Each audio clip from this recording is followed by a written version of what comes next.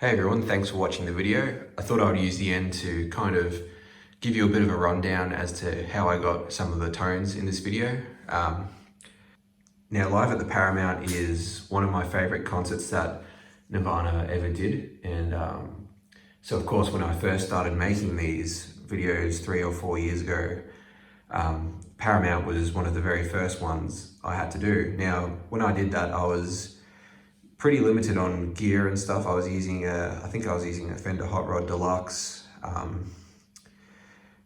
did have a Jag and I had my Strat, but I wasn't great at recording and I wasn't great at playing either. But the whole point of me doing YouTube, I'll just get into it real quick. The whole point of me doing YouTube was to actually see if I had the guts to play in front of strangers and put it out there on the internet and see if I could actually do that. And now keep in mind, when I did these videos, I never thought anybody would ever watch them, or I never thought I'd have a single subscriber. So now, a few thousand subscribers later and a few years of experience later, I thought, well, why don't I come back and kind of give that concert another go? Because I think now I could kind of do it a bit more justice, especially since I actually have the Mesa Boogie studio preamp that Kurt used for the concert. So I'll go through how I kind of recorded things, and I'll go through my settings too, because I know a lot of people always want to go through the settings. Now, you can take my settings and you can put them on your gear and things might sound different because there's a lot of differing factors into getting tones and stuff like that. We could have the same pedal, but because of differences in parts and the capacitance of parts, etc., things will sound different. It's just how it is. So you can take these settings and use that to build your own or whatever if you're just interested in how I did it. So let's go. Let's start with the amp. So as I mentioned before, this is the Mesa Boogie studio preamp. This is what Kurt used live during the Nevermind and In Utero eras, and I believe he even used it to record some of Nevermind. So yeah, that gives me a good head start into getting closer to these tones. I'm never going to be able to get them exact, but close is what I'm trying to do. So yeah, you can see clearly my settings. Volume I have up a bit, so it's at 6. Usually I'd run this thing around 4 for that volume, but during this concert, Kurt had a kind of, it was a bright sound, but it was a bit crunchy, so that kind of is what this amp really leans towards doing anyway. So having the volume a bit higher than I usually would really helps to get that kind of tone. So the master is around 3. The treble I have right up, nearly at 10. Bass I have at 4, which is kind of my usual Kurt style settings. The same with having the middle right up. I don't have any reverb on it because Kurt never really used the reverb on the amp, and don't worry about the lead and lead master because I don't use that channel. Now what you do want to have a look at is the actual EQ, the graphic EQ, so those 5 sliders. I actually got a diagram from John Pickford, who actually found Kurt's slider settings in the Paramount concert. Now these settings changed all the time. It's hard to say this is what Kurt did, blah, blah, blah, blah, because he would change it every concert pretty much. Just a little bit, and if not the amp, he would change something on his pedal settings or something like that. So yeah, it's cool that we actually have the settings that he used on this concert, so obviously I'm going to use them. You can see my power amp there and the settings for that. It's pretty much, you don't have to worry about that. It's just got a bit of volume there, and resonance is at 12 o'clock and presence is just at like 1 o'clock.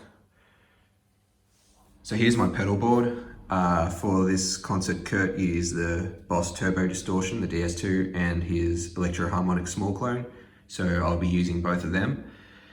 You can see my settings pretty clearly. For the DS2, levels at max. The tone is it's between 11 and 12. A lot of people go, oh, Kurt only used it at 11 o'clock for the tone.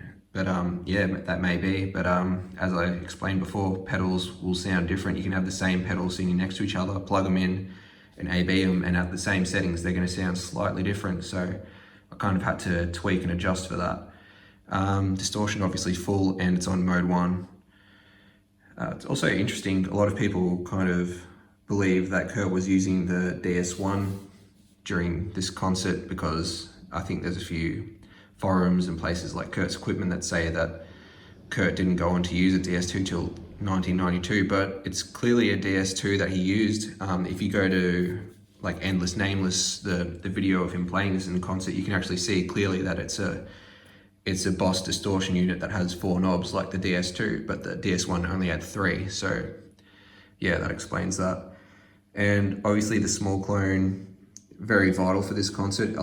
This is probably my favorite settings that he used. Having the rate full with the depth switch down gets a really nice, fast attacking rate. And yeah, that's pretty much it for the settings for the pedals.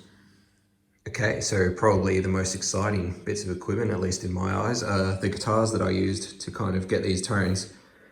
On the left, kind of the most famous of Kurt's guitars, I believe, in my opinion anyway, is the Kurt Cobain Jaguar. So this is the Fender Kurt Cobain Signature Jaguar, made in Mexico.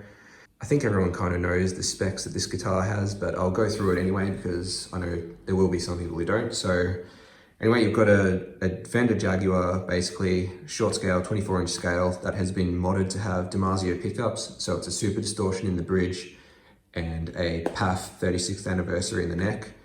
Tunematic bridge, modified to have 2 volumes, 1 tone for the lead circuit.